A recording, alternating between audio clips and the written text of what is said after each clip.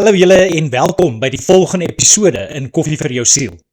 Die titel vir vandag is Die roepstem vanuit die wildernis en hierdie is episode 27 in die tema Die Kriebelrige Kerk.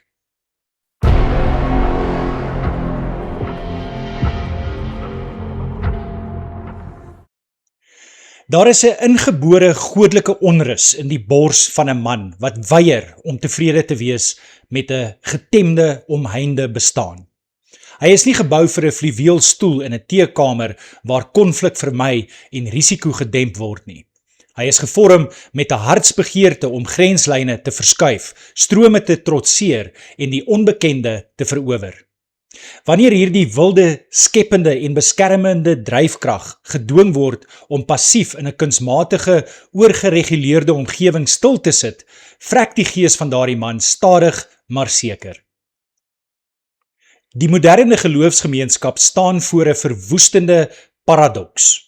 Ons het 'n godsdiens geskep wat veiligheid bo stryd stel en meen dan om ons te verwonder oor waarom die krygers hul swaarde neersit en die kerkgebou verlaat. Die evangelie van Jesus Christus is nooit ontwerp as 'n donsige skuiladres teen die werklikheid nie, maar as 'n stormloop teen die poorte van die hel. As ons die stroom van afwesige mans wil stuit en 'n nuwe generasie pioniers wil aktiveer, moet ons die gevaarlike, autentieke en seëvierende koninkryksvisie herontdek wat mans uit hul gemaksone roep na die loopgrawe van die lewe. Die sleutelvers vir vandag kom uit Joshua 1 vers 9. Ek self gee jou die opdrag. Wees sterk, wees vasberade, moenie skrik nie, moenie bang wees nie, want ek, die Here jou God, is by jou oral waar jy gaan. Die oordenking vir vandag, die herstel van 'n uitwaartse koninkryksvisie. Mans is deur ons Skepper ontwerp om te floreer wanneer hulle uitgedaag word, terwyl die vroulike gees meer natuurlik tot haar reg kom in omgewings van veiligheid en koestering. In die hart van elke man brand 'n ingeboude gesmag na 'n groter saak waarvoor hy sy lewe kan opoffer, 'n stryd om te veg en 'n skoonheid om te beskerm. 'n Dinamika wat ons duidelik weerspieël sien in die epiese verhale van heldendom wat mans oor geslagte heen boei. Hierdie honger na avontuur, fisiese of geestelike opbou en die bereidwilligheid om risiko's te neem sodat nuwe horisonne verower kan word, is die wese van godelike manlikheid. Mans is ook skeppers wat besighede, engines, brûe, gesinne en bedienings wil bou, uitbrei en voortdurend verbeter. Hulle smag na absolute egtheid en direkte konfrontasie solank die doel eerlik en die saak groter as hulself is. Op die sportveld kan hulle felle argumente voer, maar daarna hande skud as broers en aanbeweeg. Hierdie uitwaartse fokus dwing mans om altyd te soek na onbekende waters, nuwe uitdagings en gevaarlike gebiede. Hierdie dryfkrag is presies die kragtige motor wat die kerk van Christus in die geskiedenis vorentoe gedryf het. Die moderne gefeminiseerde kerk het egter hierdie uitwaartse krygersgees heeltemal verloor deur uitsluitlik na binne te kyk. Die fokus het verskuif na verhoudingsaktiwiteite, emosionele versorging, die roerende deel van mekaar se gevoelens in sirkels en lofgesange wat Jesus uitsluitlik as 'n romantiese minnaar eerder as die seëvierende aanvoerder van 'n geestelike leer uitbeeld. Hoewel hierdie inwaartse koesterende dissiplines noodsaaklik is vir die balans van disippelskap, lei die algehele verdwyning van die uitwaartse manlike dissiplines tot 'n verlammende gebrek aan evangelisasie, praktiese prestasie, morele oordeele en doelgerigte aksie. Mans kyk na hierdie geïsoleerde knus en emosioneel oorgereguleerde kerklike kultuur en vind geen plek waar hul krag, risikobereidheid en bouersgees nodig is nie. Erger nog, hul natuurlike manlikheid word dikwels binne die geloofsgemeenskap gestigmatiseer. As gevolg hiervan verlaat die skeppers, krygers, risikonemers en avontuurlustiges die kerk, wat veroorsaak dat enkellopende vroue mans by verre oortref en jong mans voor hul 20ste verjaarsdag die deure agter hulle sluit, omdat daar geen manlike boodskap is wat hul lewens tot 'n hoër roeping uitdaag nie. Die kerk se huidige stilte oor politieke aksie, sakeontwikkeling en sosiale transformasie skep 'n onhoudbare spanning vir mans wat hul lewens in die werklike wêreld wil bewys. In plaas daarvan om 'n omvattende Bybelse wêreldbeskouing te bied wat die hele maatskappy onder die heerskappy van Christus bring, bied die kerk dikwels net 'n eng, voorspelbare herhaling van dieselfde emosionele preke. Mans tree dan heeltemal uit die kerklike strukture uit, omdat die kansel weier om leiding te neem in die heroweringskruistog van die kultuur. Dit was nie egter altyd die geval nie.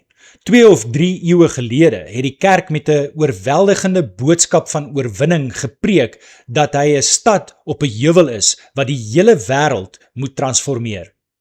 Preke het openlik politieke korrupsie, burgerlike wetgewing en ekonomiese geregtigheid gekonfronteer.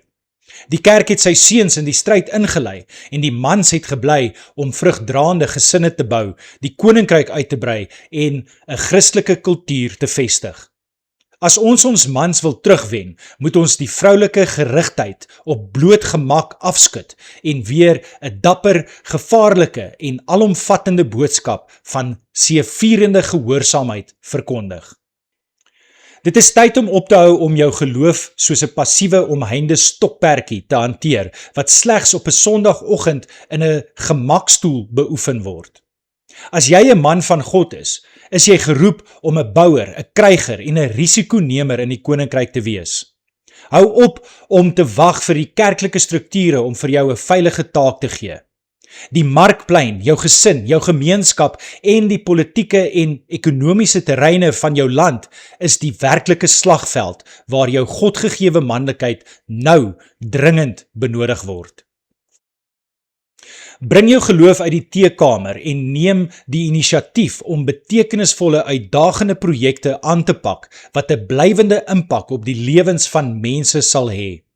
Moenie skroom om die waarheid met vreeslose egtheid te praat, ongeregtigheid in jou werksplek te konfronteer en godvrugtige standaarde in jou huis neer te lê nie. Ontwikkel 'n omvattende Bybelse wêreldbeskouing wat jou in staat stel om elke terrein van die maatskappy te deurdring en vir die eer van Christus te verower.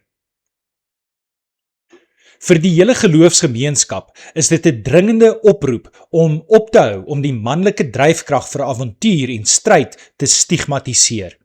Maak ruim vir die skeppers, die dapperes en die grensverskuiwers om hul krag binne die koninkryk van God in te span. Wanneer ons wegbeweeg van 'n inwaartse kultuur van bloot gemak en veiligheid na 'n uitwaartse seëvierende beweging wat die wêreld uitdaag, sal ons die harte van ons seuns herower en 'n onstuitbare geagte leer vir Christus op die been bring. Kom ons bid saam. Hemelse Vader, ek bely dat ek dikwels tevrede was met 'n getemde, gemaklike en inwaartsgerigte geloof wat niks van my manlikheid, my moed of my risikobereidwilligheid geëis het nie. Ek het toegelaat dat die kunsmatige veiligheid van 'n sentimentele kerklike kultuur my krygersgees stilmaak en my wegdryf van die werklike slagveld van die lewe.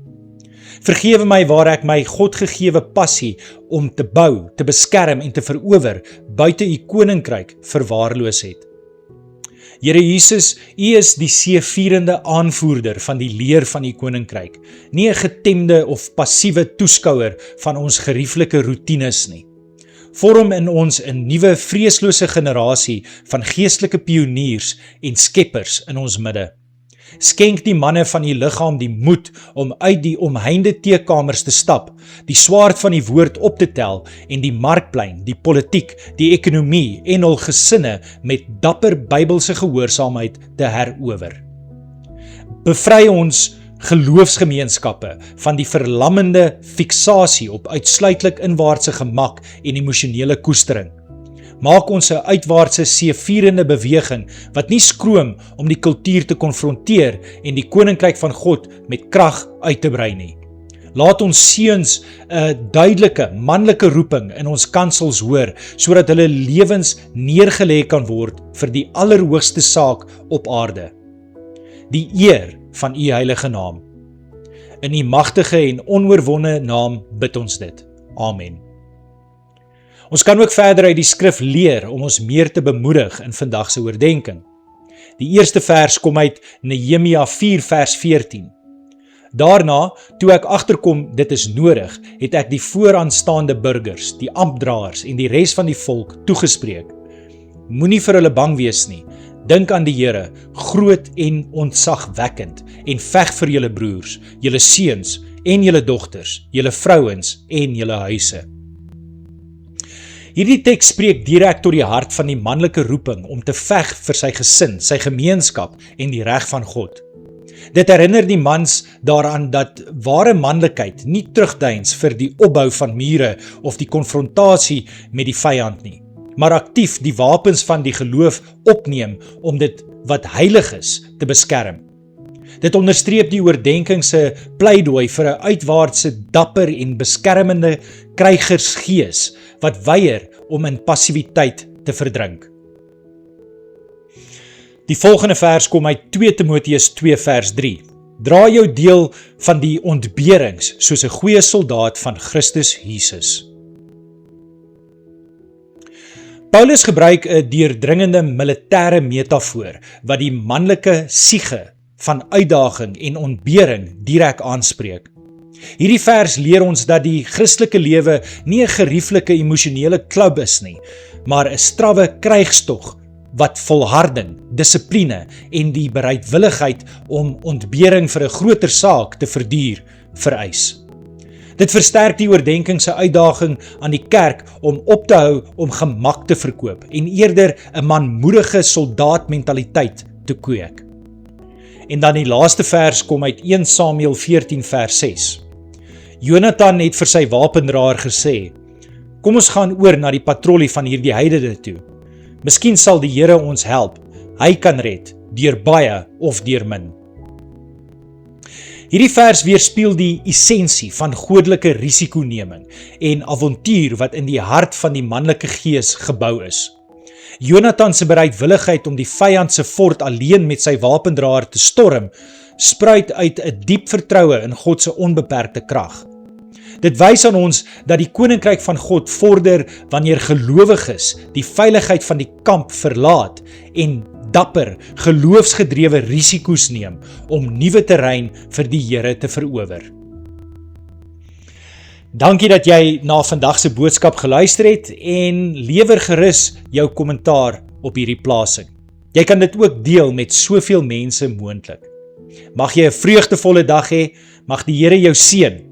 Ons gesels weer tot volgende keer. Shalom, shalom.